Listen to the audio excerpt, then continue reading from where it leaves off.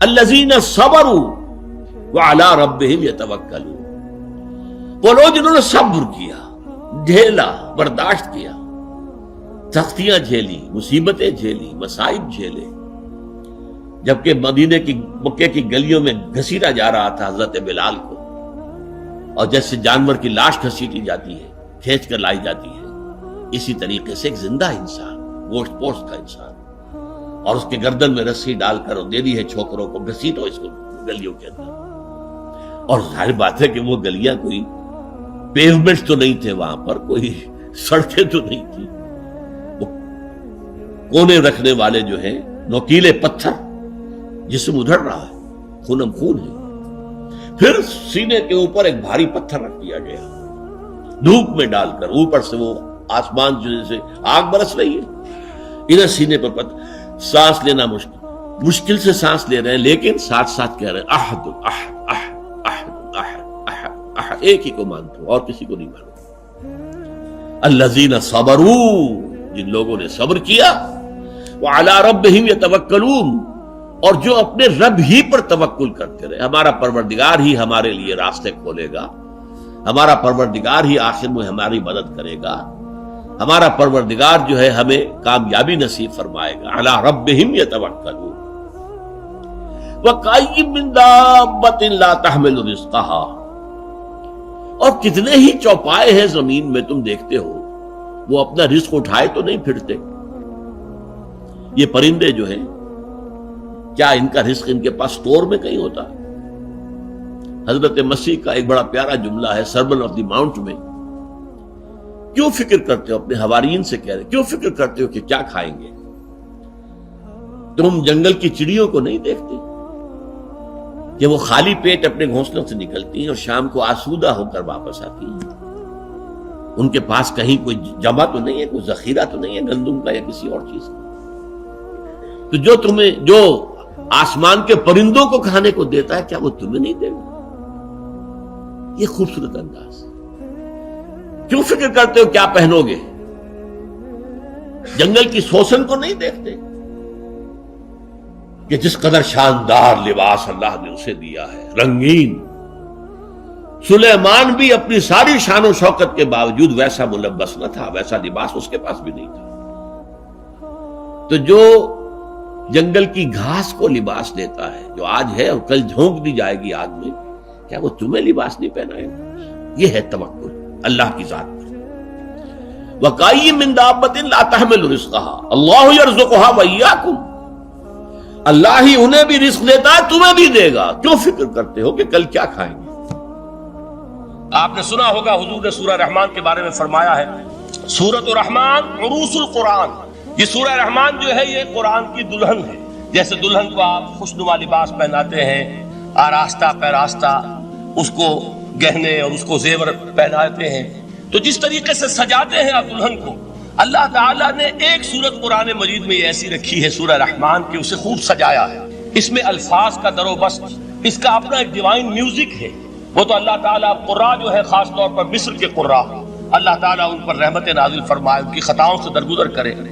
جس طرح قرآن کے انٹرنسک میوزک کو انہوں نے واضح کیا ہے، واقعہ یہ ہے کہ اگر یہ لوگ نہ ہوتے، شیخ عبد الباسط محمد عبد الصمد، شیخ محمود خلیل الحسنی، یہ لوگ کہ جنہوں نے قرآن کے اس غنا میوزک، یہ لفظ جو ہے آپ حیران نہ ہو کہ میں یہ کوئی شاید توہین کر رہا ہوں قرآن کی، حضور نے یہ لفظ استعمال کیا ہے، تغنو، اس قرآن کو اچھی سے اچھی خوشلہانی کے ساتھ پڑھو۔ من لم یتغن بالقرآن فلیس منا، جو قرآن کو بہتر سے بہتر انداز میں، اچھی سے اچھی آواز میں، خوشلہانی کے ساتھ پڑھنے کی کوشش نہیں کرتا، وہ ہم میں سے نہیں۔ بلکہ ایک مرتبہ حضور رات کے وقت آپ گشت پر تھے اپنے ساتھیوں کے حالات معلوم کرنے کے لیے۔ حضرت ابو موسیٰ اشعری رضی اللہ تعالیٰ عنہ ایک صحابی ہیں، ان کے گھر کے پاس سے گزر ہوا، وہ رات کو تہجد پڑھ رہے تھے، کھڑے ہوئے کیف کے عالم میں قرآن تلاوت کر رہے ہیں۔ حضور کو بہت پسند آئی ان کی قرات، کافی دیر تک وہاں کھڑے سنتے رہے۔ اب انہیں کیا پتا کون سن رہا ہے، بالکل اسی طرح سمجھ لیجئے ایک بات یاد آئی ہے، حضور فرماتے ہیں کہ جس طرح کان لگا کر اللہ قرآن کو سنتا ہے، کسی چیز کو نہیں سنتا۔ ہمیں نظر نہیں آتا نا، ہمیں معلوم نہیں، ہم قرآن پڑھ رہے ہیں تو سننے والا کون ہے؟ سب سے زیادہ کان لگا کر خود اللہ۔ یہاں اس لیے مجھے یاد آیا کہ ابو موسیٰ اشعری کو کیا پتا تھا کہ کون سن رہا ہے؟ وہ اپنی کیفیت میں نماز میں تہجد میں قرآن کی تلاوت کر رہے تھے۔ اور ظاہر بات ہے ان کے گھر ایکڑوں میں بنے ہوئے نہیں تھے، ایک ایک کمرہ، ایک ایک کوئی حجرہ، ایسے تو گھر تھے نا صحابہ کے، لہذا حضور پاس سے گزرے، آواز آئی، کافی دیر سنتے رہے۔ اس کے بعد آپ تشریف لے گئے، صبح فجر میں ملاقات ہوئی تو حضور نے تحسین کے انداز میں فرمایا، یا ابا موسیٰ انک قد اوتیت مزمارا من مزامیر آل داؤد، اے ابو موسیٰ تمہیں تو آل داؤد کے سازوں میں سے ایک ساز اللہ نے عطا فرما دیا۔ جس طرح حضرت داؤد، لہن داؤدی مشہور ہے کہ جب وہ پچھلے پہر رات کو حمد کے ترانے الاپتے تھے، قرآن میں ہے کہ پرندے شامل ہو جاتے تھے ساتھ، اور پہاڑ وجد میں آتے تھے، پہاڑ بھی ان کے ساتھ شریک ہوتے تھے۔ تو جس طرح کا اللہ نے ان کو لہن عطا فرمایا تھا، حضور نے تحسین کے انداز میں فرمایا ہے ابو موسیٰ شریف، اللہ نے تمہیں بھی آل داؤد کے سازوں میں سے ایک ساز عطا فرمایا ہے۔ بہرحال قرآن مجید کا جو یہ میوزک ہے، قرآن کے الفاظ کا جو حسن ہے، جہاں تک حسن معنوی ہے وہ تو ہر لفظ میں ہے، لیکن یہ حسن ظاہری، حسن صوتی، حسن لفظی، یہ اپنے کلائمیکس پر آپ کو نظر آئے گا سورہ رحمان۔ لیکن قرآن میں یہ سورت اس اعتبار سے بھی ممتاز ہے، اس کی 4 آیات پر ذرا توجہ کریں گے، عجیب حقائق سامنے آئیں گے۔ جہاں یہ قرآن مجید کے حسن صوت اور حسن لفظی کی معراج ہے، وہیں اس کی پہلی 4 آیات میں 4 چوٹی کی چیزوں کا ذکر ہے، سب سے اونچی چیز ہے۔ پہلی آیت کیا ہے؟ الرحمن، ایک آیت ہو گئی۔ رحمان کیا ہے؟ اللہ کا نام ہے۔ کبھی آپ نے غور کیا اللہ کے ناموں میں سب سے پیارا نام کون سا ہوگا؟ رحمان۔ کیوں؟ اس کا مادہ کیا ہے؟ رحمت۔ ہمیں سب سے بڑھ کر جس چیز کی ضرورت ہے وہ کیا ہے؟ رحمت خداوندی۔ نام اچھی طرح سن لیجئے اس حضور کے قول کو۔ حضور فرماتے کوئی شخص جنت میں مجرد اپنے عمل کی بنیاد پر داخل نہیں ہو سکے گا جب تک کہ رحمت خداوندی دستگیری نہ کرے۔ کسی صحابی نے بڑی ہمت اور جرأت کا ثبوت دیا کہ پوچھ لیا، کیا حضور آپ بھی؟ جب آپ نے فرمایا کوئی شخص داخل نہیں ہو سکتا جنت میں محض اپنے عمل کی بنیاد پر جب تک کہ رحمت خداوندی جو ہے وہ دستگیری نہ فرمائے۔ پوچھا گیا کیا آپ بھی؟ آپ نے فرمایا ہاں میں بھی۔ آپ انداز کیجئے کہ اگر محمد الرسول اللہ بھی رحمت خداوندی کے ضرورت مند ہوں تو تاب دیگراں چے رسد، ہماری تو سب سے بڑی ضرورت رحمت خداوندی۔ اب یہ رحمت جو ہے قرآن مجید میں اللہ تعالیٰ کی یہ شان 2 الفاظ کے ذریعے سے آتی ہے، رحیم اور رحمان۔ اور کوئی مادہ نہیں ہے جس سے 2 نام بنتے ہوں اللہ کا، لیکن یہ مادہ ہے واحد رحمت کا کہ جس سے رحمان بھی ہے رحیم بھی ہے۔ رحیم صفت مشبہ ہے، رحمت دائم ہو جائے گی، مستقل ہوگی تو رحیم کہیں گے، اور رحمان اس میں رحمت کی ہے وہ شان ہے کہ جیسے ٹھاٹھے مارتا ہوا سمندر ہو، ہیجان کی کیفیت، طوفانی کیفیت، رحمت خداوندی کا طوفانی جوش، وہ ہے رحمان۔ آپ تو رہتے اس علاقے میں ہیں، آپ کو معلوم ہے عرب اگر بھوکا مرا جا رہا ہو تو کیا کہے گا؟ انا جوعان۔ پیاسا مرا جا رہا ہو انا عطشان۔ بہت غضبناک ہوگا غضبان، غضبان آصفہ قرآن میں آیا، بہت غضبناک۔ رحمان جس کی رحمت جو ہے جوش میں ہے، ٹھاٹھے مارتے ہوئے سمندر کے مالک۔ تو یہ اللہ تعالیٰ کے ناموں میں سب سے پیارا نام۔ اب آگے چلیے، الرحمن علم القرآن، رحمان نے قرآن سکھایا۔ رحمت خداوندی کا سب سے بڑا مظہر، رحمان کی رحمانیت کا سب سے بڑا مظہر قرآن ہے۔ ان میں جو منطقی ربط ہے اس کو سمجھتے جائیے۔ اچھا آپ یہ سوچئے، جو علم بھی انسان کو حاصل ہوا وہ کس نے دیا؟ اللہ نے۔ سائنس کا علم کس نے دیا؟ اللہ نے۔ علم آدم الاسماء کلھا، وہ علم الاسماء جو حضرت آدم کو دے دیا گیا تھا ازل میں، یہ اسی کا ظہور ہے، یہ اسی کی ایکسفولیشن ہے جو ہو رہی ہے اور ہوتی رہے گی ابھی۔ اور دوسرے علم ہے وہ کس نے دیا؟ اللہ نے۔ لا یحیطون بشیء من علمہ الا بما شاء، مخلوق میں سے کوئی اللہ کے علم میں سے کسی شے کا احاطہ نہیں کر سکتا مگر وہ جتنا اللہ دینا چاہے۔ لیکن یہ کہ تمام علوم میں چوٹی کا علم قرآن، نوٹ کرتے جائیے، چوٹی کی چیزیں جمع کی۔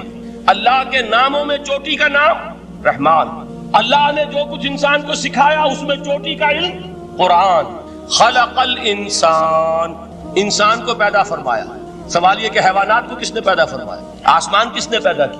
زمین کس نے پیدا کی؟ فرشتے کس نے پیدا کیے؟ کیا مطلب خلق الانسان؟ اس کی تمام مخلوقات میں اس کا کلائمیکس، اس کی تخلیق کی معراج، اس کے تخلیق کا نقطہ عروج انسان ہے۔ یہ ہے کہ جو مسجود ملائک بنا ہے۔ وَلَقَدْ كَرَّمْنَا بَنِي آدَمَ وَحَمَلْنَاهُمْ فِي الْبَرِّ وَالْبَحْرِ وَرَزَقْنَاهُمْ مِنَ الطَّيِّبَاتِ وَفَضَّلْنَاهُمْ عَلَى كَثِيرٍ مِّمَّنْ خَلَقْنَا تَفْضِيلًا۔ تو تخلیق میں سب سے اونچی تخلیق انسان کی، علموں میں سب سے اونچا علم قرآن کا، اللہ کے ناموں میں سب سے اونچا نام رحمان۔ تقاضے پورے کرو۔ تقاضے کیا ہے؟ ایمان ہے تو عمل درست ہونا چاہیے، ایمان ہے تو جہاد ہونا چاہیے، ایمان ہے تو جان اور مال کھپانی چاہیے۔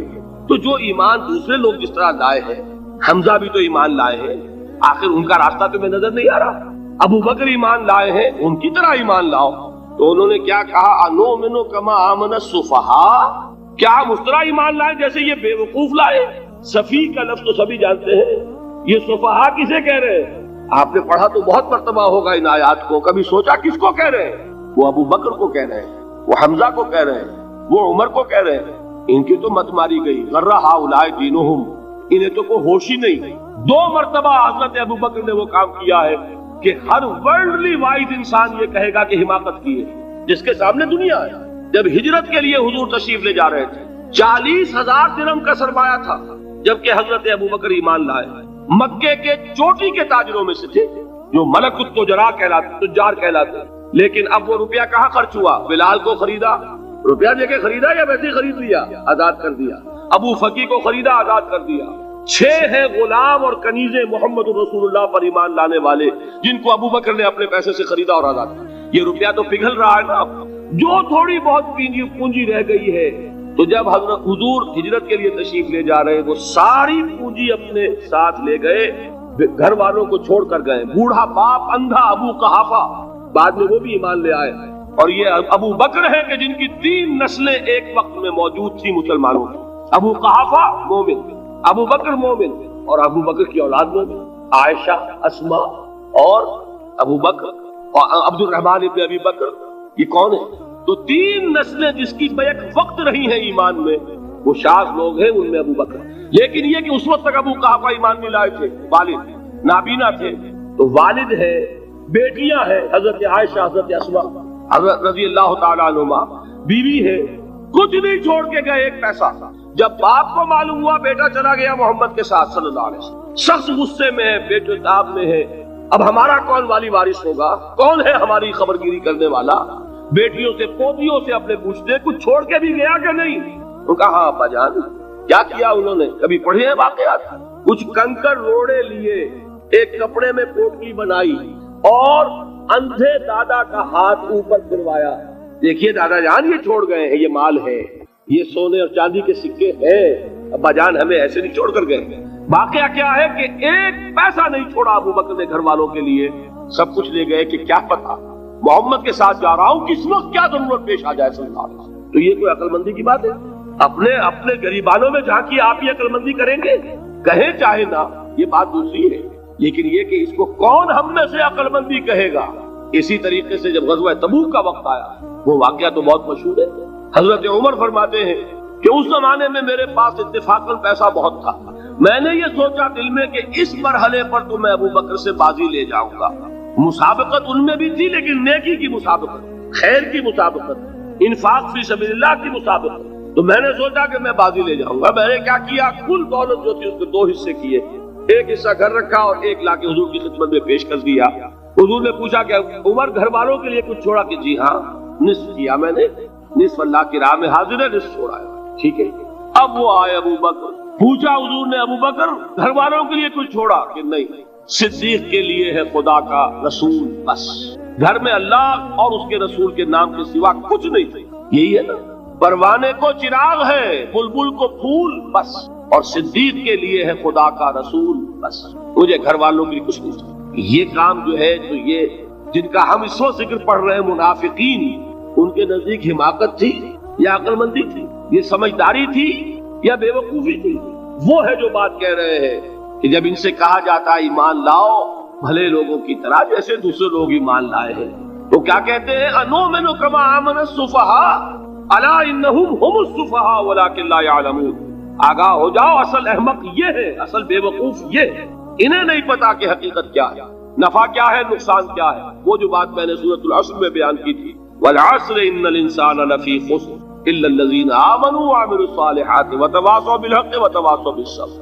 جس کے ذہن اور قلب پر یہ صورت گندہ ہو جائے گی، اس کے نزدیک عقل مندی یہ ہے کہ سب کچھ اللہ کی راہ میں لگا دو۔ جس کے دل میں یہ بات بیٹھی نہیں، اس کے لیے عقل مندی یہ ہے کہ بچا بچا کر رکھو، چھپا چھپا کر رکھو، سنبھال سنبھال کر رکھو۔ عقل مندی کا اس میں تقاضا کچھ اور، اس میں تقاضا کچھ اور۔ لیکن یہاں بھی فرمایا وَلَٰكِن لَّا يَعْلَمُونَ، انہیں ابھی علم نہیں ہے اس کا۔ اس سے پہلی آیت میں بھی فرمایا وَلَٰكِن لَا يَشْعُرُونَ، انہیں شعور نہیں ہے۔ دیکھیے میں آپ کو بتا رہا تھا یہ وہ غیر شعوری نفاق ہے، یہ بڑھتا چلا جا رہا ہے۔ پہلے جھوٹا بہانہ تھا، پھر جھوٹی قسمیں ہوئی، پھر دشمنی ہو گئی صادق الایمان، جو جان اور مال لگا رہے ہیں، نچھاور کر رہے ہیں پروانہ وار، اللہ پر، اللہ کے دین کے اوپر نثار کر رہے ہیں اپنے آپ کو، ان سے عداوت، ان سے دشمنی، ان کا بغض، یہ تھرڈ سٹیج تک پہنچ گئے۔ اب بھی وہ اپنے آپ کو منافق نہیں سمجھتے، وہ سمجھتے عقل مند تو ہمیں، یہ تو بے وقوف ہے ہم ہیں۔ اصل میں بھائی سمجھ کے چلنا چاہیے، تیل دیکھنی چاہیے، تیل کی دھار دیکھنی چاہیے، دائیں بائیں دیکھنا چاہیے، حفاظت کا بھی خیال ہونا چاہیے، یہ ساری چیزیں تو عقل مندی ہے نا دنیا کے اعتبار سے۔ تو وہ تو انہیں بے وقوف سمجھ رہے ہیں، اپنے آپ کو منافق کہاں سمجھیں گے؟ چاہیے ٹھیک ہے بھائی، دین بھی چاہیے لیکن دنیا کی فکر بھی چاہیے کہ نہیں؟ یہ آپ کہتے ہیں کہ نہیں کہتے؟ یہ تو بات آپ نے بہت دفعہ سنی بھائی، ٹھیک ہے دین بھی ہونا چاہیے لیکن دنیا بھی تو ہونی چاہیے کہ نہیں؟ یہ ہے سمجھ دنیا کی، یہ ہمارے معیارات ہیں۔ یہی وجہ ہے کہ دین ذلیل سے ذلیل تر ہو رہا ہے۔ دین وہ جو میں نے حال ہی کے اشعار سنائے تھے کہ پستی کا کوئی حد سے گزر نہ دیکھے، اسلام کا گر کر نہ ابھر نہ دیکھے، مانے نہ کبھی کہ مد ہے ہر جزر کے بعد دریا کا ہمارے جو اتر نہ دے۔ یہ دریا چڑھا کب تھا؟ جب صحابہ کرام نے وہ فینیٹسزم جس کو آج ہم کہیں گے اس کا جب مظاہرہ کیا، اس کا ثبوت دیا، دامے دل میں سخنے، جان مال تن دھن سب لگا دیا، تو اللہ کے دین میں بہار آ گئی، رونق آ گئی، دین کا غلبہ ہو گیا۔ اور جب ہم اپنے سمجھ کر رکھیں گے تو ظاہر بات ہے کہ اس کا تو پھر جو حشر ہوگا وہ وہی۔ دین میں کمزوری، ہماری دنیا جو ہے پھل رہی ہے، پھول رہی ہے، دین جو ہے وہ کمزور ہوتا چلا جائے۔ یہ ہے تھرڈ سٹیج اس نفاق کی، کہ جس کے بعد اب کوئی امکان واپسی کا نہیں ہے۔ یہ غیر شعوری نفاق جان لیجئے کہ یہ نہیں ہے کہ ماضی ہی ماضی میں تھا، اب اس کا کوئی امکان نہیں، یہ نہ سمجھیے۔ اب بھی یہ نفاق جو ہے، یہ میں بتا دوں آپ کو، ایک عام آدمی ہے، دین کا تقاضا ہی سامنے نہیں ہے، اسے پتہ ہی اتنا ہے کہ اللہ کے دین کا تقاضا نماز روزہ، وہ نماز روزہ کر رہا ہے، اس پر نفاق کا حملہ نہیں ہوگا۔ اس کو آپ کہہ دیں کہ اس کی سمجھ کم ہے، اس کا شعور کم ہے، اسے پتہ نہیں ہے، دین کے تقاضوں سے واقف نہیں ہے، وہ بچا ہوا ہے، وہ محفوظ ہے۔ وہ جو میں نے آپ سے کہا تھا پرسوں، اور ایک صاحب نے جواب دیا مجھے بعد میں کہ آج آپ نے جو بات کہی ہے تو کل لوگ کم آئیں گے، آپ نے ڈرا دیا کہ یہ جو تقاضے دین کے سامنے آ رہے ہیں تو اس سے ذمہ داری بڑھ رہی ہے۔ اب جس نے سمجھ لیا ہے پھر پیچھے رہے، وہ نفاق کے خطرے میں ہے۔ جسے سمجھ ہی نہیں ہے وہ پھر بھی کوئی نہ کوئی عذر پیش کر سکے گا کہ اللہ ان مولویوں سے پوچھ جنہوں نے ہمیں بتایا نہیں، انہوں نے تو دین کے تقاضے ہمیں یہ بتائے نہیں، انہوں نے تو ہمیں نور اور بشر میں چکر دے کے لڑائے رکھا، ان سے پوچھ۔ اصل سے مجرم جو ہے وہ یہ ہے، وہ واقعہ یہ ہے کہ کسی درجے میں بچیں گے کہ دین چاہتا کیا ہے، دین کے تقاضے کیا ہیں، توحید کی حقیقت کیا ہے، شرک کی حقیقت کیا ہے۔ اس کی طرف اگر توجہ ہی نہیں دلائی جا رہی اور اس غریب کو پتہ ہی نہیں، اسے پتہ ہی صرف یہ ہے کہ کھڑے ہو کر سلام پڑھنے میں اتنا فائدہ ہوتا ہے، وہ پڑھ رہا ہے بیچارہ، لہذا اس کا معاملہ آسان ہے بنسبت اس شخص کے کہ جس کے سمجھ میں آ گیا ہو، بات اس نے پالی ہو۔ دین یہ چاہتا ہے، دین اپنا غلبہ چاہتا ہے۔ علامہ اقبال نے غالب پر ایک جو نظم لکھی ہے باغ درا میں ہے، اس کا ایک شعر بڑا پیارا ہے، گیسوئے اردو ابھی منت پذیر شانہ ہے، شمع یہ سودائی یہ دل سوزی یہ پروانہ ہے۔ یہ دین جو ہے یہ تو چاہتا ہے کہ اہل ایمان پروانہ وار اس شمع پر نثار ہو، جانے لگا دے، گردنیں کٹوا دے۔ وَلَا تَقُولُوا لِمَنْ يُقْتَلُ فِي سَبِيلِ اللَّهِ أَمْوَاتٌ بَلْ أَحْيَاءٌ وَلَكِنْ لَا تَشْعُرُونَ۔ اور اگر اس سے پیچھے ہٹیں گے، قدم پیچھے ہٹا نہیں کہ نفاق کی زد میں آئے نہیں، وہ نفاق کی پہلی stage, second stage, third stage, وہاں پہنچ گئے، واپسی نہیں۔ اس کے لیے ایک اور دو آیات میں چاہتا ہوں کہ اس سے اس حقیقت کو اور سمجھ لیں اچھی طرح، تاکہ کوئی اشکال نہ رہ جائے۔ ایک آیت تو میں نے شروع میں پڑھی تھی، ایک نہیں ہے یعنی ایک جگہ سے سورہ عنکبوت، اور ایک آیت ہے سورہ حج کی، وہ میں نے شروع میں تلاوت نہیں کی۔ سورہ حج کی آیت دیکھیے، اس قدر پیاری آیت ہے، دوسرے رکوع کے اندر آپ کو آیت ملے گی، سورہ حج 17ویں پارے میں ہے، نصف کے بعد شروع ہوتی ہے، اور اس کے دوسرے رکوع وَمِنَ النَّاسِ، اور لوگوں میں سے کچھ ایسے بھی ہیں، مَن يَعْبُدُ اللَّهَ عَلَى حَرْفٍ، جو اللہ کی بندگی کرنا چاہتے ہیں کنارے پر کھڑے ہو کر۔ ایک ہے منجھار میں کودنے والے کہ ہر جباد آباد ماں کشتی درا بنداختے، جیسے کہ طارق نے کیا تھا، ادھر ساحل اردوس پر قدم رکھا، ادھر کشتیوں میں آگ لگا دی، کہ کسی کے دل میں خیال ہی نہ آئے کہ واپسی بھی ہے، کوئی کسی کے ذہن میں سوال ہی پیدا نہ ہو کہ اب گھر واپس جانا ہے۔ طارق جو بر کنارے اندو سفینہ سو، گفتند کار تو رہے عقل و خرد خطاست، دیکھیے وہی عقل اور بے وقوفی والی بات آ گئی. لوگوں نے کیا یہ تعریف کیا کیا عقل مندی کی روح سے؟ تو یہ غلطی کی تم نے. عقل تو یہ سکھاتی ہے کہ ذرا سنبھل کر چلو. جذبہ یہ کہتا ہے کہ نہیں، واپسی کا کوئی سوال نہیں. اس نے اقبال نے یہی نقشہ کھینچا ہے کہ بے خطر کود پڑا آتش نمرود میں عشق. عقل ہے